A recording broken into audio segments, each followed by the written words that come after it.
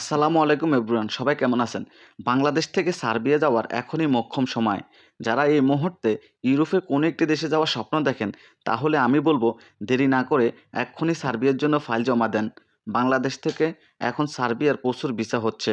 যেহেতু সার্বিয়া ভিসার জন্য ইন্ডিয়া যাওয়ার প্রয়োজন হয় না এবং অ্যাম্বাসি ফেস করতে হয় না। আপনি যে এজেন্সির মাধ্যমে ফাইল জমা দেবেন, তারাই সব কিছু রেডি করে দেবে।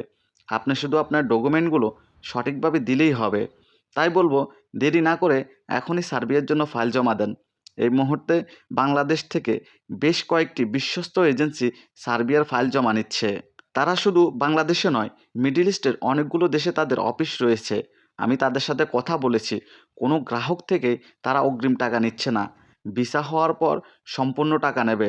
তাদের কিছু রিকোয়ারমেন্ট আছে। আপনারা সরাসরি অফিসে গিয়ে তাদের সাথে কথা বলবেন। এরপর ফাইল জমা দেবেন।